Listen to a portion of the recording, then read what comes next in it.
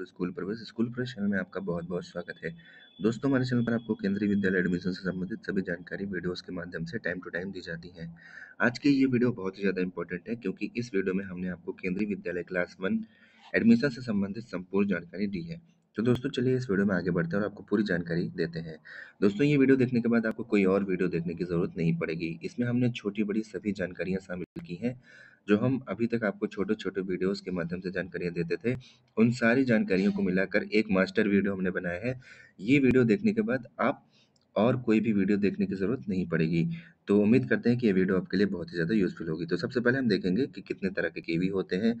उसके बाद हम देखेंगे कि प्रायोरिटी कैटेगरी और रिजर्वेशन कैसे लगता है केंद्रीय विद्यालयों में। उसके बाद हम देखेंगे कि केंद्रीय विद्यालयों में क्लास 1 में एडमिशन के लिए ऐज क्या होनी चाहिए, बच्चे की उम्र क्या होनी चाहिए।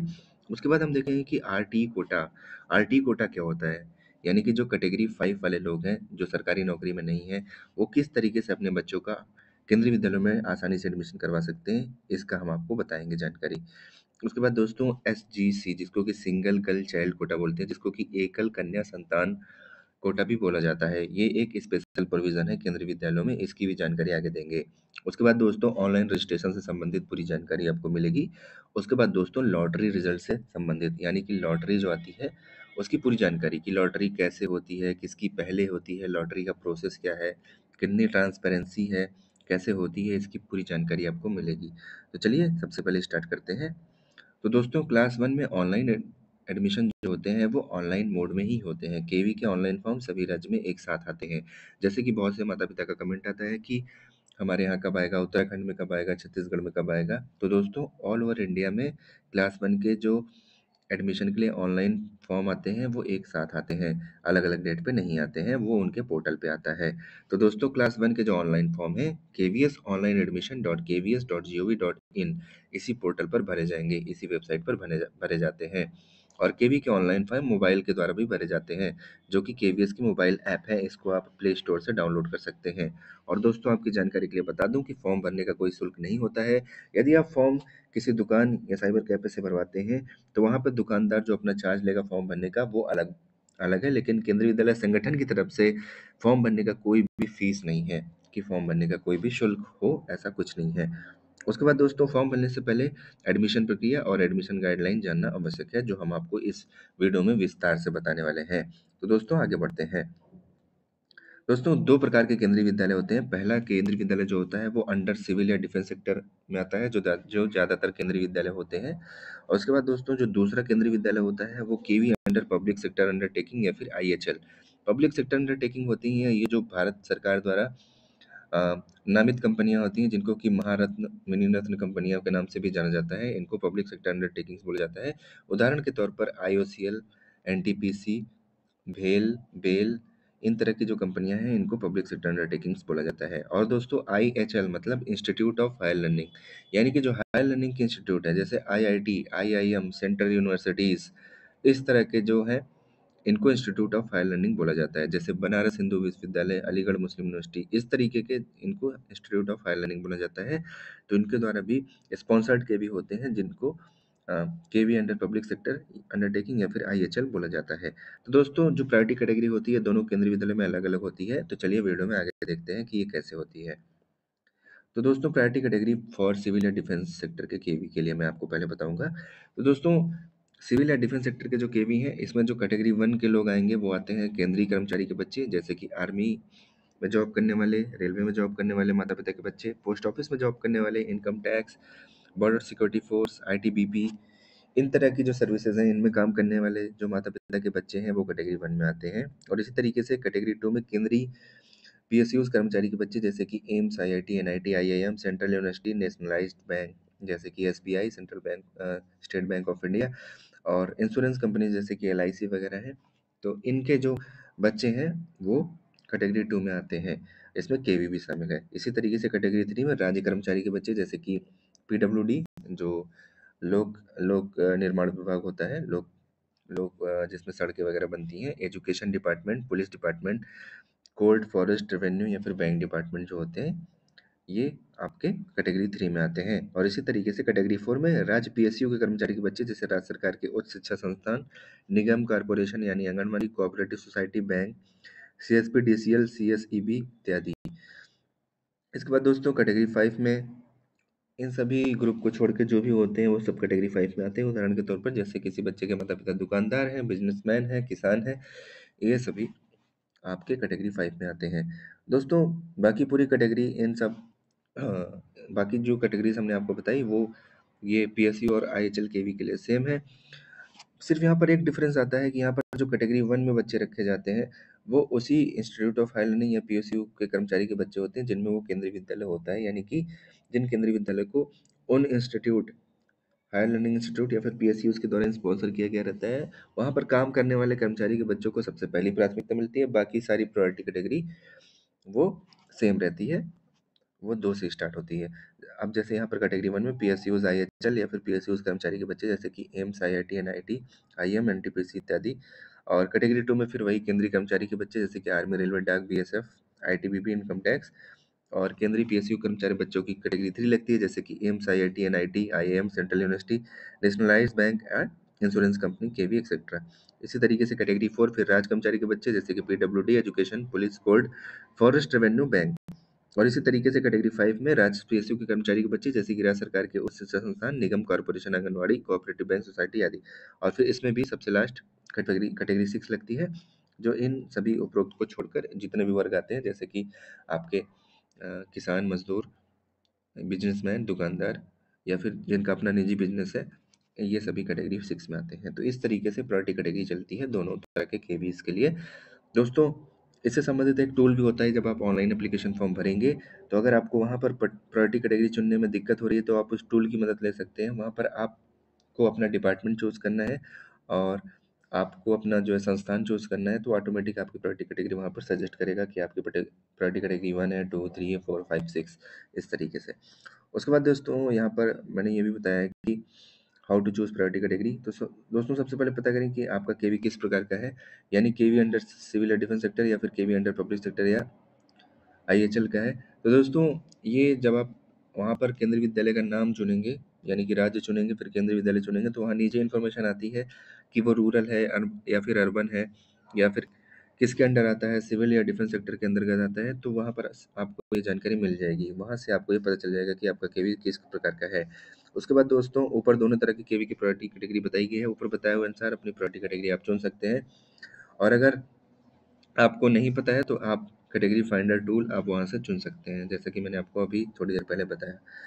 और दोस्तों इसी तरीके से priority category and valid transfer क्या होता है। तो दोस्तों priority category and valid transfer केंद्रीय विद्यालय में बच्चे का एडमिशन प्रायोरिटी और पिछले 7 सालों में माता पिता अभिभावक के ट्रांसफर के अनुसार होता है। तो दोस्तों प्रायोरिटी 1 को सबसे पहली प्राथमिकता दी जाती है, उसके बाद प्रायोरिटी 2, प्रायोरिटी 3, प्रायोरिटी 4 ऐसे करके।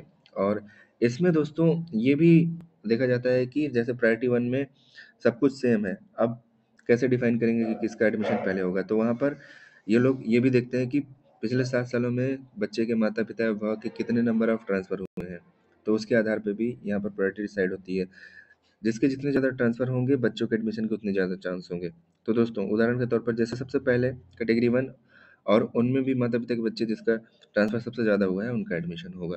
तो दोस्तों ये भी पिछले 7 सालों में ट्रांसफ़र कितनी बार हुए हैं ये मायने रखता है। तो दोस्तों ये ट्रांसफ़र का सर्टिफ़िकेट आपको पोर्टल पर मिल जाएगा, वहाँ पर आपको मेंशन करना होता है। और वैलिड ट्रांसफ़र क्या होता है इसकी जानकारी मैं आपको देने वाला हूँ। केवी में एडमिशन के लिए ऐसे ट्रांसफ़र को वैलिड ट्रांसफ़र यानी गिना जाएगा जिसको कि पिछले प्लेस ऑफ पोस्टिंग से कम 20 किलोमीटर दूर हो और एक जगह पर ठहरने की अवधि मिनिमम 6 माह हो। यानी कि दोस्तों जो वैलिड ट्रांसफ़र होते हैं, वो तब माने जाते हैं जब आपके जो ट्रांसफ़र है वो विद इन सिटी या फिर सिटी के बाहर भी 20 किलोमीटर से दूर हो, यानी 20 किलोमीटर से कम का ट्रांसफ़र है तो वो वैलिड नहीं माना जाएगा। और एक जगह पर आपका ट्रांसफ़र हुआ है तो वहाँ पे कम से कम मिनिमम आप 6 मंथ यानी कि 6 महीने आपको वहाँ पर होना चाहिए, वहाँ पर जॉब करते हुए होना चाहिए। इससे कम का है तो फिर वो वैलिड ट्रांसफ़र नहीं माना जाता है। तो दोस्तों इस तरीके से आपको ट्रांसफ़र डिटेल वो ट्रांसफ़र सर्टिफ़िकेट पर देनी होती है और आपके अपने ऑफ़िस के हेड से उस पे अटेस्ट करवाना होता है, काउंटर साइन करवाना होता है। उसके बाद दोस्तों रिजर्वेशन इन केवी। तो केंद्रीय विद्यालय में जो रिजर्वेशन होते हैं वो नॉर्मल रिजर्वेशन की तरह होते हैं, जैसे कि शेड्यूल कास्ट को 15%, एससी को 15% मिलता है, शेड्यूल ट्राइब एसटी को 7.5% मिलता है, जिनको कि अनुसूचित जनजाति भी बोलते हैं। और ओबीसी नॉन क्रीमी लेयर अन्य पिछड़ा वर्ग में जो नॉन क्रीमी लेयर आते हैं उनको 27% आरक्षण मिलता है। पर्सन विथ डिसेबिलिटी जिनको कि दिव्यांग बच्चे बोला जाता है इनको 3%, और आरटीई के लिए 25% सीट रिजर्व्ड होती हैं पहले से ही। Right to education. उसके बाद दोस्तों सिंगल गर्ल चाइल्ड, एकल कन्या कन्या संतान, जिन माता पिता की सिर्फ एक संतान है और वो सिर्फ लड़की है और उस लड़की की कोई और भाई बहन नहीं है, तो ऐसी संतान को एकल कन्या संतान बोला जाता है। तो इसको 5% का रिजर्वेशन मिलता है। उसके बाद दोस्तों प्रायोरिटी एंड रिजर्वेशन। अब दोस्तों यहाँ पर केंद्रीय विद्यालय में प्रवेश के लिए प्रायोरिटी और रिजर्वेशन एक साथ चलते हैं। सबसे पहले कैटेगरी 1 और कैटेगरी 2 को लेंगे, लेकिन आरक्षण को ध्यान में रखते हुए। जैसे कि पॉइंट नंबर 1 यहाँ पर है, ओबीसी नॉन क्रीमी लेयर को 27% आरक्षण है। अब 100 सीट में से यदि कैटेगरी 1 2 से 27 बच्चे ओबीसी नॉन क्रिमिनल के नहीं मिलते हैं तो फिर कैटेगरी 3 4 से और फिर 5 से ले जाएंगे, भले ही कैटेगरी 1 का जनरल बच्चा हो उसको नहीं लेंगे। तो दोस्तों यहाँ पर कैटेगरी तो देखेंगे ही, इसके साथ साथ जो रिजर्वेशन है उसको भी पूरा करने का इनका पूरा प्रयास रहता है। उसके बाद दोस्तों पॉइंट नंबर टू है, इसी तरह एससी के बच्चे को 15% रिजर्वेशन है, तो इसमें केवल एससी के बच्चे लिए जाएंगे। पहले कैटेगरी 1 के एससी के बच्चे, फिर 2, फिर 3, फिर 4, फिर 5 के एससी के बच्चे, यानी केवी में रिजर्वेशन प्रायोरिटी के साथ लागू होता है। इस तरीके से प्रायोरिटी और रिजर्वेशन एक साथ यहाँ पर चलता है। अब दोस्तों एज लिमिट क्या है? तो क्लास 1 में जो एज लिमिट होनी चाहिए वो 6 से 8 वर्ष के बीच में होनी चाहिए एडमिशन के लिए दोस्तों। अगर इससे कम, 6 साल से कम है या फिर 8 साल से ज़्यादा है, तो ऑनलाइन एप्लीकेशन फॉर्म में आपका फॉर्म ऑटोमेटिक ही नहीं भराएगा, वो ऑटोमेटिक आउट हो जाएगा। उस पे एरर लिख के आएगा कि आपके बच्चे की जो डेट है वो वैलिड नहीं है। तो दोस्तों बच्चे का जन्म 1 अप्रैल 2016 से 1 अप्रैल 2018 तक होना चाहिए। तो बच्चे का जो डेट ऑफ बर्थ है वो 1 अप्रैल 2016 से लेके 1 अप्रैल 2018 के बीच में होनी चाहिए। कट ऑफ डेट का मतलब होता है कि इस डेट तक जो बच्चे की उम्र है वो क्या होनी चाहिए। तो कट ऑफ डेट जो होती है वो 31 मार्च 2024 हम लोग देखेंगे। तो आपको जो बच्चे की उम्र कैलकुलेट करनी है तो वो बच्चे की डेट ऑफ बर्थ से लेके 31 मार्च 2024 यानी कि 31 मार्च 2024 तक कैलकुलेट करनी है कि इस टाइम पीरियड के दौरान उसकी एज क्या है। उस हिसाब से जो एज निकलेगी वही उसकी एज होती है। उसके बाद दोस्तों केंद्रीय विद्यालय में निःशुल्क प्रवेश जिसको कि आरटी कोटा बोला जाता है। तो इसमें पॉइंट वाइज हम देखेंगे तो पॉइंट नंबर 1 है, अगर आप डिसएडवांटेज, अलाभित समूह या फिर आप जो है आर्थिक रूप से कमजोर वर्ग में आते हैं तो ये आरटी कोटा वहाँ पर आपके लिए लागू होता है। उसके बाद दोस्तों इसके लिए एक दूसरा पॉइंट ये भी है कि अगर आप के घर की दूरी केंद्रीय विद्यालय से शहरी क्षेत्र में 5 किलोमीटर तथा ग्रामीण क्षेत्र में 8 किलोमीटर के वृत्तीय रेडियल दूरी के अंदर हो, तो ये भी क्राइटेरिया आपका फॉलो होना चाहिए। यदि आप डिसएडवांटेज ग्रुप या फिर लो इनकम ग्रुप में आते हैं और आप ये दूरी का क्राइटेरिया नहीं फॉलो करते हैं तो आप आरटीई के लिए एलिजिबल नहीं होंगे। तो दोस्तों रेडियल डिस्टेंस क्या है हम आपको यहाँ पर बहुत अच्छे तरीके से एग्जांपल देकर बताते हैं। तो पॉइंट नंबर 1 देखिए, पॉइंट नंबर 1 में डिसएडवांटेज ग्रुप आते हैं जिनको कि सामाजिक, आर्थिक तथा भौतिक रूप से पिछड़े परिवार के बच्चे इनको बोला जाता है। इनमें शामिल है SC schedule caste, ST schedule tribe, OBC non creamy layer, अन्य पिछड़ा वर्ग नॉन क्रीमी लेयर, पीडब्ल्यूडी दिव्यांग बच्चे, और इसी तरीके से लो इनकम ग्रुप में केंद्रीय विद्यालय में कमजोर आय वर्ग में ईडब्ल्यूएस और बीपीएल को माना जाता है। तो दोस्तों यहाँ पर जो भी आप ये अगर आप डिसएडवांटेज ग्रुप में आते हैं तो इससे संबंधित आपके पास प्रमाण पत्र होना चाहिए। यानी कि अगर आप S C S T OBC non criminal या फिर दिव्यांग बच्चे की कैटेगरी में आते हैं तो आपको आपके पास इससे संबंधित प्रमाण पत्र होना चाहिए, तभी आप इसका लाभ ले पाएंगे। और इसी तरीके से अगर बच्चा जो है वो कमजोर आय वर्ग में ईडब्ल्यूएस या फिर बीपीएल कैटेगरी में आता है तो ईडब्ल्यूएस सर्टिफिकेट या फिर बीपीएल सर्टिफिकेट उसके पास होना चाहिए, क्योंकि फॉर्म भरते टाइम वो डिटेल्स मांगता है कि ईडब्ल्यूएस सर्टिफिकेट नंबर क्या है, किसने जारी किया है और जारी करने की तिथि क्या है, मतलब किस डेट को वो इशू हुआ है। तो ये जानकारियां भरनी पड़ती हैं, तो ये सर्टिफिकेट आपके पास अगर होगा तभी आप भर पाएंगे, इसलिए ये इंपॉर्टेंट है। उसके बाद दोस्तों आगे बढ़ते हैं पॉइंट नंबर 2। पॉइंट नंबर 2 में हम आपको बताएंगे रेडियल डिस्टेंस क्या होती है। आपके घर की दूरी केंद्रीय विद्यालय से शहरी क्षेत्र में 5 किलोमीटर तथा ग्रामीण क्षेत्र में 8 किलोमीटर के वृत्तीय रेडियल दूरी के अंदर हो। तो यहाँ पर हम आपको एक फिगर के माध्यम से समझाएंगे। तो दोस्तों रेडियल डिस्टेंस आप यहाँ पर देखिए, यहाँ पर आप देख सकते हैं कि हमारा सेंटर में केवी है और एक एरो यहाँ पर घूम रही है, और जो ये मोटे मोटे ब्लैक कलर के एरो हैं ये आपके घर को दर्शाते हैं। तो दोस्तों इस एरिया में अगर आपके घर पड़ते हैं, मतलब ये शहरी क्षेत्र में 5 किलोमीटर के रेंज में और ग्रामीण क्षेत्र में 8 किलोमीटर के रेंज में अगर ऐसे आपके घर पड़ते हैं तो फिर ये डिस्टेंस आपकी वैलिड है आरटी कोटा के लिए। तो दोस्तों ये जो दूरी होनी चाहिए ये रेडियल मतलब डिस्टेंस होनी चाहिए, वृत्तीय दूरी होनी चाहिए, एरो एकदम सीधी होनी चाहिए। अगर आप देख सकते हैं कि अगर यहाँ पर आपका अगर ये टेढ़ा मेढ़ा है जैसे कि आप देख सकते हैं यहाँ पे कर्व्ड है, कर्व्ड आपका अगर 5 किलोमीटर के रेंज में है तो भी ये माना नहीं जाएगा, रेडियल दूरी ही, रेडियल डिस्टेंस ही मानी जाती है। इस तरीके से आरटी कोटा के लिए जरूरी है कि आप वंचित समूह, S C S T OBC, non creamy layer person with disability, जिसको कि दिव्यांग श्रेणी बोलते हैं, या कमजोर आय वर्ग, ईडब्ल्यूएस बीपीएल, जैसे कि आरटी एक्ट 2009 में उल्लेखित है, आते हो और आपका घर शहरी क्षेत्र में 5 किलोमीटर और ग्रामीण क्षेत्र में 8 किलोमीटर की रेडियल दूरी में आता हो। दोस्तों, दूरी का क्राइटेरिया केवल आरटी कोटा के लाभ के लिए है, यानी यदि आप दूरी का क्राइटेरिया पूरा नहीं करते तो भी आपके बच्चे का एडमिशन हो सकता है, लेकिन उसे आरटी कोटा का लाभ नहीं मिलेगा। अब दोस्तों, ये पॉइंट मैं यहाँ पर थोड़ा सा हाईलाइट करूंगा, क्योंकि बहुत से माता पिता कमेंट करते हैं कि हमारे घर से विद्यालय की दूरी इतनी है तो क्या हमारे बेटे का एडमिशन होगा या नहीं होगा। तो दोस्तों, दूरी मायने नहीं रखती है, दूरी सिर्फ तब मायने रखेगी जब आप डिसएडवांटेज कैटेगरी में आते हो, और या फिर आप जो है कमजोर आय वर्ग में आते हो और आप आरटी कोटा का लाभ लेना चाहते हो, तब दूरी मायने रखती है। अगर आप आरटी कोटा का लाभ नहीं लेना चाहते हैं, एक जनरल कैटेगरी की तरफ फॉर्म भरना चाहते हैं, तो आपके लिए दूरी का कोई मायने नहीं है। मतलब आपका एडमिशन होगा, आप अपने बच्चे का फॉर्म भर सकते हैं, आप डिस्टेंस कितनी भी हो वो मायने नहीं रखती है। फिर से मैं आप एक बार रिपीट कर रहा हूँ, डिस्टेंस तब मायने रखेगी जब आप वंचित समूह से आते हैं या फिर कमजोर आय वर्ग से आते हैं और आप आरटी कोटा का लाभ लेना चाहते हैं, उसके लिए फिर दूरी मायने रखती है। दोस्तों, थोड़ा और आगे बढ़ते हैं और आरटी कोटा के लिए जरूरी डॉक्यूमेंट्स के बारे में आपको जानकारी देते हैं। तो दोस्तों, आरटी कोटा में एडमिशन के लिए आपके लिए जो जरूरी डॉक्यूमेंट्स होने चाहिए वो वंचित समूह प्रमाण पत्र, यानी कि disadvantage certificate, like OBC non creamy layer का कास्ट सर्टिफिकेट, या फिर एससी कैटेगरी का कास्ट सर्टिफिकेट, एसटी कैटेगरी का कास्ट सर्टिफिकेट, या फिर दिव्यांगता का प्रमाण पत्र होना चाहिए अगर बच्चा दिव्यांग है तो। इसी तरीके से कमजोर आय वर्ग के लिए लो इनकम सर्टिफिकेट, जिसको कि EWS economically weaker section certificate भी बोलते हैं, ये होना चाहिए, या फिर बीपीएल सर्टिफिकेट होना चाहिए। उसके बाद दोस्तों, दूरी का स्वघोषणा पत्र, ये कोई सर्टिफिकेट नहीं होता है, ये एक वाइट पेपर पर बच्चे के पेरेंट्स लिख के देते हैं कि हमारे घर से जो केंद्रीय विद्यालय की दूरी है, जो रेडियल डिस्टेंस है, वो इतने किलोमीटर है। लेकिन दोस्तों, ये क्रॉस वेरीफाई भी होता है, तो ये इसमें आप गलत जानकारी ना दें, सही जानकारी दें।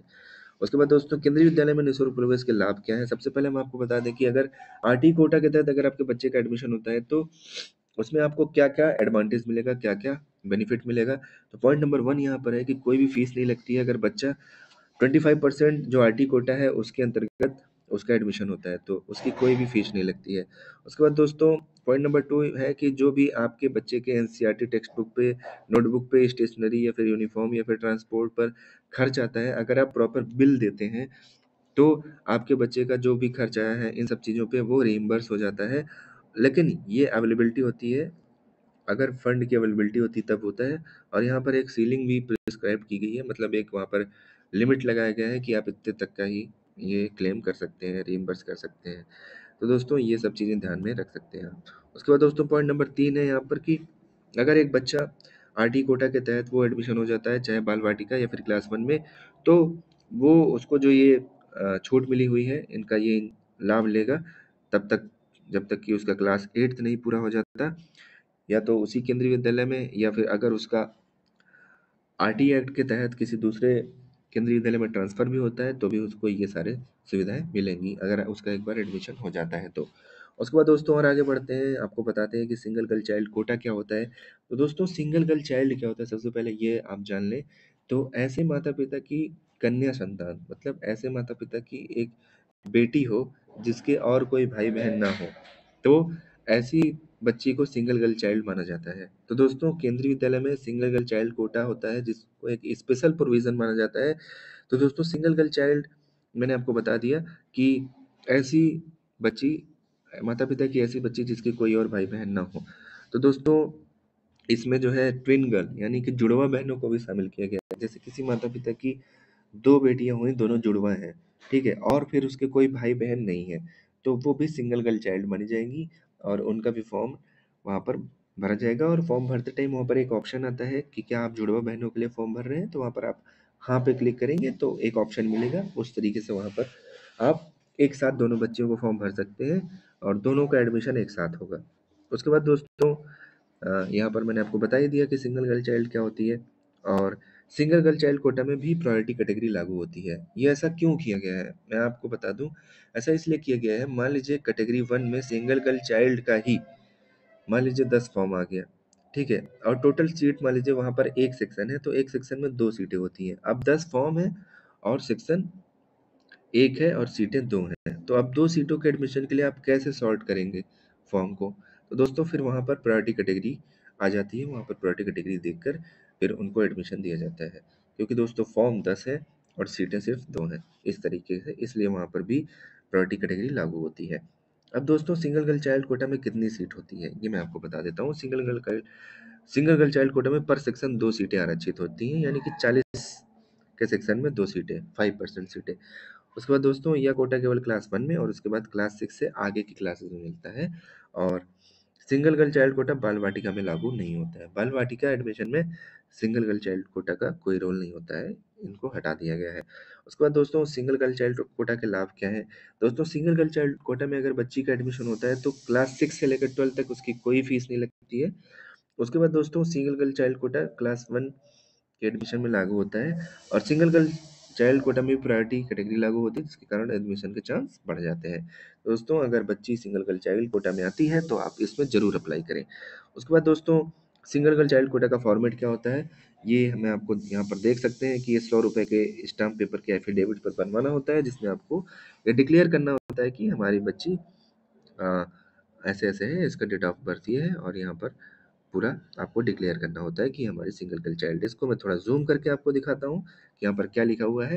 यहाँ पर आपको ये सारी जानकारियाँ भरनी है और फिर यहाँ पर फादर और मदर का सिग्नेचर करना है और नीचे आप देख सकते हैं कि यहाँ पर आपको डेट वगैरह भरनी है और इसको जो नोटरी होगा वो इसको जो करेगा काउंटर साइन करेगा और इसको आपको एफिडेविट बनाकर दे देगा। इस तरीके से सिंगल गर्ल चाइल्ड कोटा का फॉर्मेट बनवाना होता है।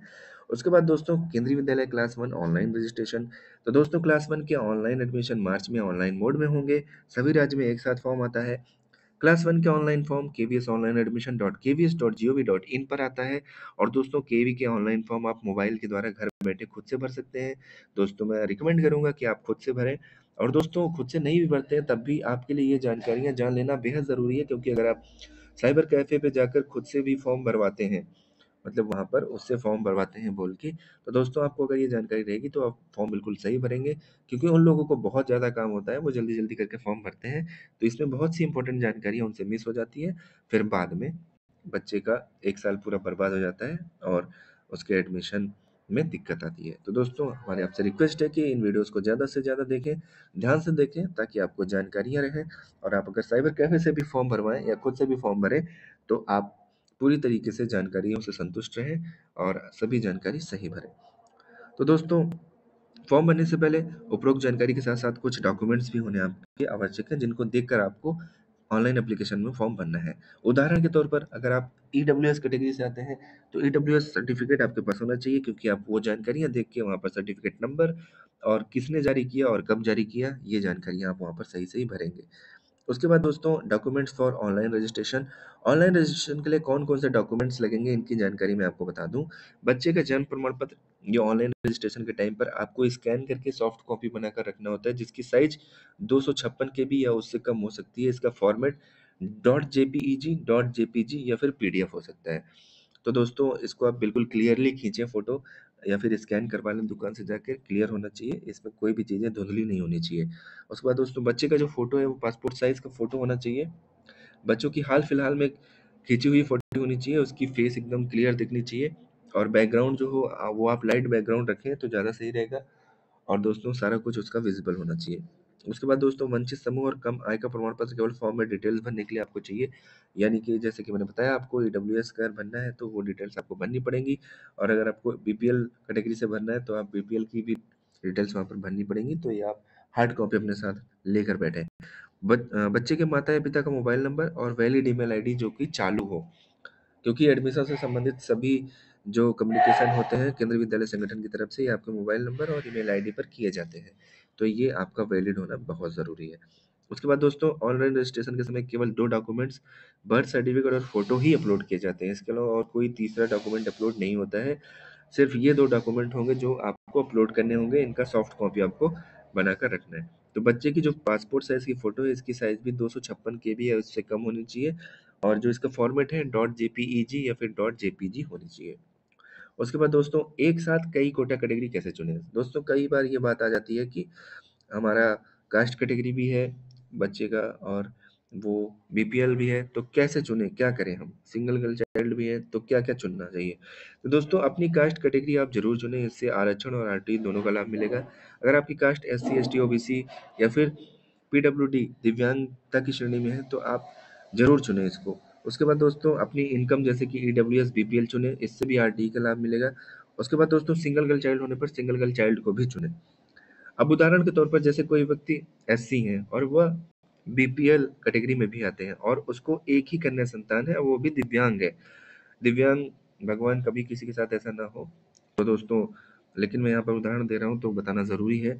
तो वह एससी भी है, बिलो पॉवर्टी लाइन भी है और सिंगल गर्ल चाइल्ड कैटेगरी में भी आती है और वो दिव्यांग की श्रेणी में भी आती है। तो दोस्तों ये आप सारी कैटेगरी को चुनना होगा क्योंकि आपको जानकारी पूर्ण और सही देनी है। तो आप पर जितने भी कोटा कैटेगरी लागू होते हैं, आप उस सभी को चुनें और उसमें में भी जो सबसे ज़्यादा मतलब एप्लीकेबल होगा, वो आपको उसका लाभ मिलेगा। तो आपको सारे कोटा और कैटेगरी चुनने हैं। उसके बाद दोस्तों लॉटरी की प्रक्रिया क्या होती है? लॉटरी की प्रक्रिया मैं आपको बताता हूँ। दोस्तों केवी में लॉटरी के लिए एक कमेटी बनाई जाती है। इस कमेटी के सभी मेंबर के सामने ऑनलाइन लॉटरी निकाली जाएगी जिसका क्रम इस प्रकार होता है। जो पहली लॉटरी निकलती है वो आरटी कोटा की निकलती है। इसमें 25% सीट्स बिना किसी प्रायोरिटी कैटेगरी की भरी जाएँगी। इसमें नॉर्मली जो आरटी कोटा वाले बच्चे होंगे उनके द्वारा ये सीटें भरी जाती हैं। और दोस्तों जो सेकंड लॉटरी आती है वो पीडब्ल्यूडी यानी कि दिव्यांग श्रेणी के बच्चों का होगा। इसमें सभी कास्ट से दिव्यांग बच्चों का चयन होगा। उसके बाद दोस्तों जो थर्ड लॉटरी आती है वो कैटेगरी 1 का होगा। इसमें सेंट्रल गवर्नमेंट के कर्मचारियों के बच्चे का चयन होगा। उसके बाद दोस्तों जो फोर्थ लॉटरी आती है वो कैटेगरी 2 का होगा जिसमें सेंट्रल गवर्नमेंट के पीएसयूज़ के कर्मचारियों के बच्चों का चयन होगा। उसके बाद दोस्तों फिफ्थ लॉटरी जो आती है वो SC, ST, OBC non creamy layer का होगा। उपरोक्त लॉटरी के बाद यदि SC, ST, OBC non creamy layer का कोटा फिल नहीं होता है तो अब सबसे पहले SC, ST, OBC non creamy layer के बच्चे लिए जाएंगे। यानी कि पहले रिजर्व कोटा को भरा जाएगा।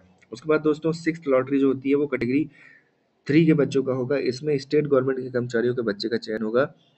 उसके बाद दोस्तों जो सेवंथ लॉटरी होती है वो कैटेगरी 4th का होगा जिसमें स्टेट गवर्नमेंट के पीएसयू के कर्मचारियों के बच्चे का चयन होगा। उसके बाद दोस्तों जो 8th लॉटरी होगा वो सिंगल गर्ल चाइल्ड कैटेगरी का होगा। इसमें प्रायोरिटी कैटेगरी लागू होती है। उसके बाद दोस्तों ये सभी लॉटरी एक ही दिन बारी-बारी से होंगी और सभी की लिस्ट एक साथ आएगी। उसके बाद दोस्तों ये लॉटरी की प्रक्रिया हो गई। अब एडमिशन के लिए क्या-क्या डॉक्यूमेंट्स लगते हैं? तो बच्चे का जन्म प्रमाण पत्र, बच्चे का फ़ोटो, बच्चे का पते का प्रमाण पत्र, जाति प्रमाण पत्र अगर हो तो अगर आप कास्ट कैटेगरी से बिलॉन्ग करते हैं तो जाति प्रमाण पत्र, अगर बच्चा कमज़ोर आय वर्ग से बिलॉन्ग करता है तो कमज़ोर आय का प्रमाण पत्र, ईडब्ल्यूएस या फिर बीपीएल सर्टिफिकेट। बच्चे के माता-पिता सरकारी नौकरी में हैं तो उनको सर्विस सर्टिफिकेट देना होता है। और बच्चे के माता-पिता अगर सरकारी नौकरी में हैं तो उनको पिछले 7 साल में कितने नंबर ऑफ ट्रांसफ़र हुए होंगे, इनका भी ट्रांसफ़र सर्टिफिकेट देना होता है। और दूरी का प्रमाण पत्र यदि आप आरटी कोटा के तहत एडमिशन के लिए लिए जाते हैं तो डिस्टेंस का सर्टिफिकेट देना होता है। और बच्चे का यदि सिंगल गर्ल चाइल्ड कैटेगरी से एडमिशन होता है तो उसको एकल कन्या का शपथ पत्र यानी कि affidavit for single girl child देना होता है। और ब्लड ग्रुप प्रमाण पत्र, ब्लड ग्रुप का सर्टिफिकेट देना होता है और आधार कार्ड देना होता है। अगर बच्चा दिव्यांग की श्रेणी से है तो पीडब्ल्यूडी सर्टिफिकेट यानी कि पर्सन विद डिसेबिलिटी दिव्यांगता का प्रमाण पत्र देना होता है। तो दोस्तों यहाँ पर बच्चे का जन्म प्रमाण पत्र, बच्चे की फोटो और पते का प्रमाण पत्र, उसके बाद ब्लड ग्रुप प्रमाण पत्र और आधार कार्ड है। ये तो कॉमन है, ये सबको देने होते हैं। ठीक है। उसके बाद जो आपके लिए एप्लीकेबल होता है वो आपको देना होता है। जैसे कि दिव्यांग है बच्चा तो दिव्यांगता का प्रमाण पत्र देना होता है। अगर सर्विसेज में है, सरकारी नौकरी में है तो सर्विस प्रमाण पत्र देना होता है, इस तरीके से। उसके बाद दोस्तों आगे बढ़ते हैं। तो दोस्तों ये थी जानकारी जो एक संपूर्ण वीडियो थी जिसमें हमने केंद्रीय विद्यालय की सभी जानकारियों को निचोड़ कर अच्छे से आपके लिए एक कॉमन वीडियो बनाया था जिसमें पूरी शुरू से लेकर लास्ट तक की जानकारी दी गई है। दोस्तों उम्मीद करते हैं कि हमसे कोई चीज़ छूटा नहीं होगा। और दोस्तों हम लोग इंसान हैं तो हमसे गलतियाँ भी होती हैं। हो सकता है कोई चीज़ छूट गई हो, तो अगर हमसे कोई चीज़ छूट रही हो तो मेरा आपसे निवेदन है कि अगर आपके दिमाग में वो चीज़ आ रही हो तो आप नीचे कमेंट बॉक्स में कमेंट करके हमसे वो जानकारी पूछ सकते हैं। हम कमेंट के माध्यम से आपको वो जानकारी ज़रूर देंगे।